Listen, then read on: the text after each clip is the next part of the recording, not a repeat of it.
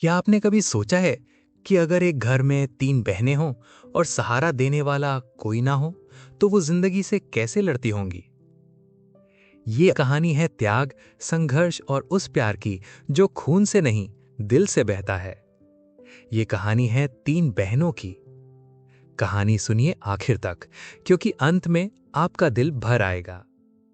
गांव के किनारे एक पुराना सा घर था। मिट्टी की दीवारें, खपरेल की छत और सामने नीम का पेड़। इस घर में रहती थीं तीन बहनें, सीमा, राधा और गुड़िया। तीनों की मां बहुत पहले चल बसी थी और पिता पिता तो जैसे मां के जाने के साथ ही टूट गए थे। पिता दिन भर खेत में काम करते, शाम को चुपचाप आकर चौखट पर बैठ जाते।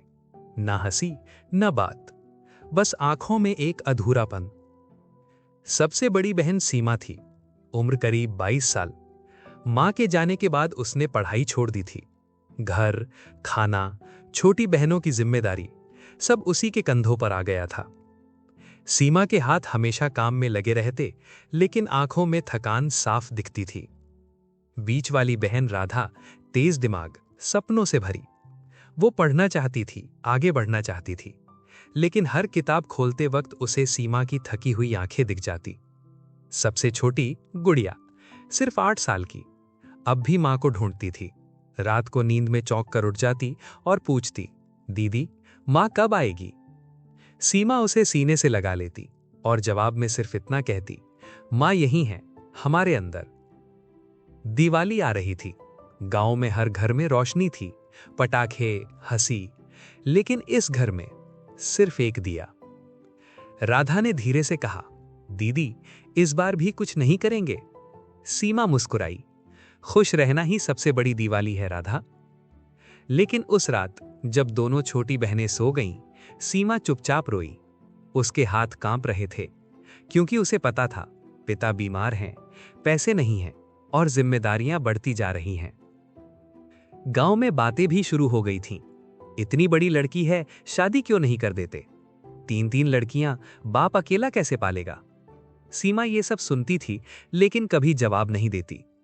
राधा अंदर ही अंदर जलती थी। उसे लगता था अगर वो पढ़ लिख कर कुछ बन जाए तो सब ठीक हो सकता है। एक दिन गांव में सरकारी स्कूल के मास्टर जी आए। उन्होंने राधा की पुरानी कॉपियां देखीं। ये लड़की बहुत तेज है, उन्होंने पिता से कहा। इसे पढ़ाइए, स्कॉलरशिप मिल सकती है। पिता की आंखों में पहली बार चमक आई। लेकिन उसी रात सीमा ने फैसला कर लिया। उसने राधा से कहा, तू पढ़ेगी, मैं कुछ भी कर लूं, लेकिन तेरा सपना नहीं टूटने दूंगी। राधा रो पड़ी। और आपकी जिंदगी दीदी? सीमा मुस्कुराई, मेरी जिंदगी तुम दोनों हो। लेकिन किस्मत इतनी आसान कहाँ थी। कुछ दिनों बाद पिता खेत में बेहोश होकर गिर पड़े। डॉक्टर ने कहा, दिल कमजोर है, ज्यादा काम नहीं कर सकते। घर में सन्नाटा छा गया। अब कमाने वाला कोई नहीं था। सीमा रात भर जागती रही। उसके मन में एक ही सवाल गूंज रहा था, अब क्या? पिता के बीमार पड़ते ही घर की हालत जैसे एक झटके में बदल गई। अब हर सुबह डर के साथ होती थी, आज का खाना कैसे आएगा? सीमा ने घर की दीवार से टंगी मां की तस्वीर के सामने दीपक जलाया। उसकी आंखों में आंसू थे, लेकिन आवाज में मजबूती। मां, मेरी बहनों का ख्याल रखना। सीमा ने खेतों में काम शुरू किया, सुबह से शाम तक, धूप, पसीना, छाले, लेकिन पैसे फिर भी पूरे नहीं पड़ते। कई बार लोग उसे ऐसे देखते जैसे मदद नहीं, एहसान कर रहे हों। एक दिन गांव की सरपंच की पत्नी ने कहा, शहर में एक घर है, काम मिलेगा, रहना खाना भी। सीमा समझ गई, शहर जाना मतलब बहनों से दूर। उस रात गुड़िया ने उससे लिपट कर पूछा, दीदी, आप कहीं चली तो नहीं जाओगी ना? सीमा का दिल टूट गया, लेकिन उसने झोंकी मुस्कान के साथ कहा, नहीं पगली, दीदी कहीं नहीं जाएगी। शहर जाने का दिन आ गया। राधा चुप थी। उसकी आंखों में सवाल थे, पर होंठ कुछ बोल नहीं पा रहे थे। सीमा ने उसके हाथ में कुछ पैसे रखे। ये तेरी फीस के लिए हैं। आपने ये कहां से? राधा की आवाज कांप गई। बस मिल गए, सीमा ने सच छिपा लिया। गुड़िया बस की सीढ़ी से लिपट गई। मुझे भी ले चलो। सीमा ने उसे कसकर गले लगाया। तू माँ पापा के पास रहेगी, मुझे यहीं रहकर मजबूत बनना है। बस चल पड़ी। सीमा ने पीछे मुड़कर नहीं देखा, अगर देखती तो टूट जाती। शहर का घर बड़ा था, लेकिन दिल बहुत छोटा। दिन रात काम, बिना आराम, बिना इज्जत।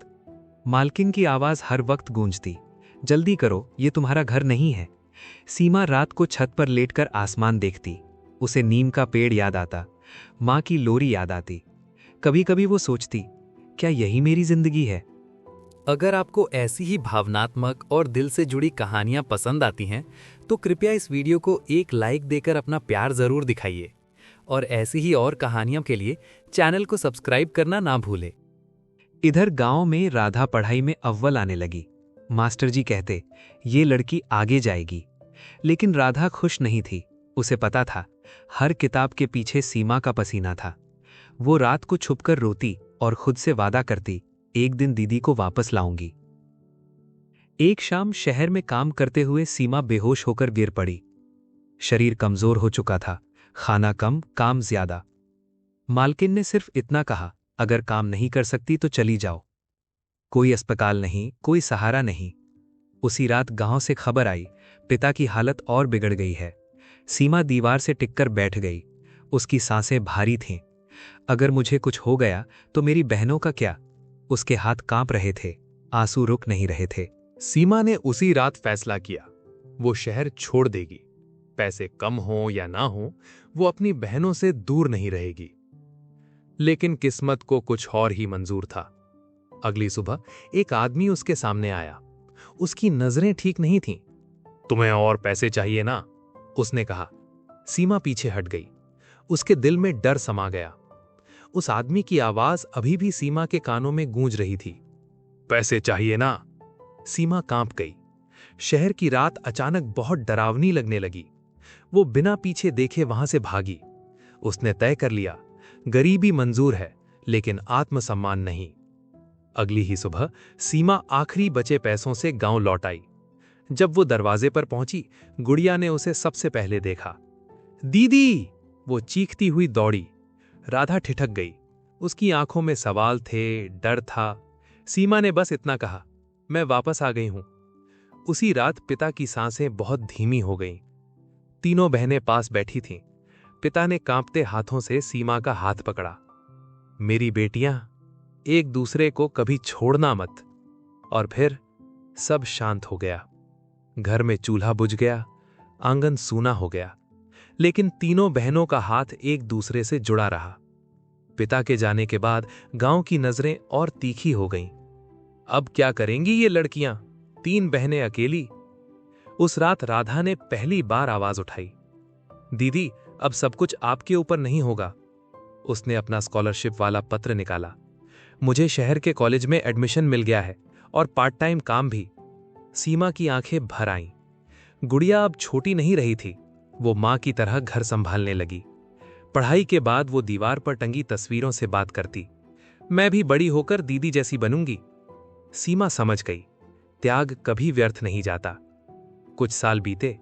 राधा पढ़ लिख कर एक सामाजिक संस्था में काम करने लगी। वो उन्हीं लड़कियों के लिए काम करती जो कभी सीमा जैसी थीं। गांव में अब लोग कहते, ये हैं वो तीन बहनें जिन्होंने हार नहीं मानी। सीमा ने सिलाई का काम शुरू किया। छोटा सा काम, लेकिन इज्जत के साथ।